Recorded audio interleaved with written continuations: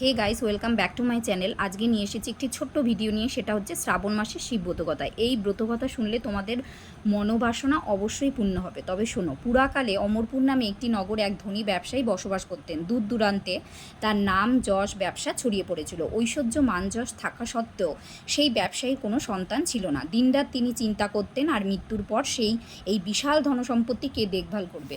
তাই সন্তান লাভের আশায় তিনি সমস্ত কিছু করতে রাজি ছিলেন। তিনি একদিন জানতে পারলেন, শ্রাবণ মাসের সোমবারে যদি দেবাদিদেব মহাদেবের পূজা করা হয় তাহলে মহাদেব ভক্তদের সকল মনোবাসনা পূর্ণ করে। তাই তিনি শ্রাবণ মাসের প্রত্যেক সোমবার যথাবিধি মেনে মহাদেবের পূজা করলেন।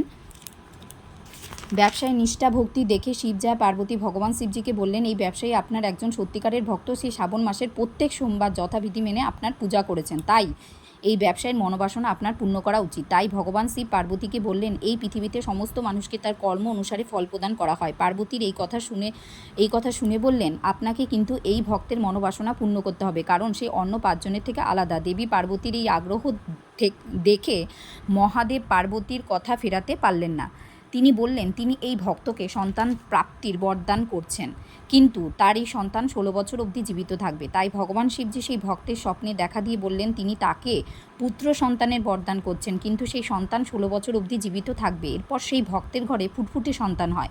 সেই সন্তানের নাম রাখা হয় অমর। আর ব্যবসায়ী এরপর থেকে শ্রাবণ মাসের সোমবারের সাথে সাথে 16 সোমবার করতে শুরু করলেন, ছেলের আয়ু দীর্ঘজীবীর জন্য। এরপর ছেলের বয়স 12 বছর হলে সেই ছেলেকে শিক্ষাদানের জন্য বারাণসীতে মামার সাথে পাঠানো হয়। বারাণসীতে 4 বছর শিক্ষা সম্পূর্ণ হলো তখন অমরের বয়স 16 বছর। আর সেই দিনই অমরের মৃত্যু হলে এই সংবাদ সেই ব্যবসায়ী ও তার স্ত্রীর কানে পৌঁছে গেল।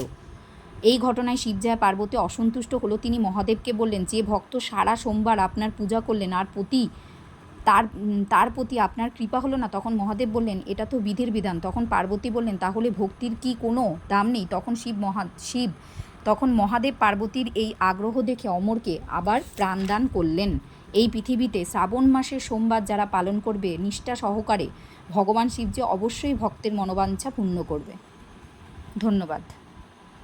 ভিডিওটি অবশ্যই ভালো লাগলে লাইক, শেয়ার, কমেন্ট করতে এবং সাবস্ক্রাইব করতে ভুলবে না। ভগবান শিবজি অবশ্যই মনোবাঞ্ছা পূর্ণ করবে।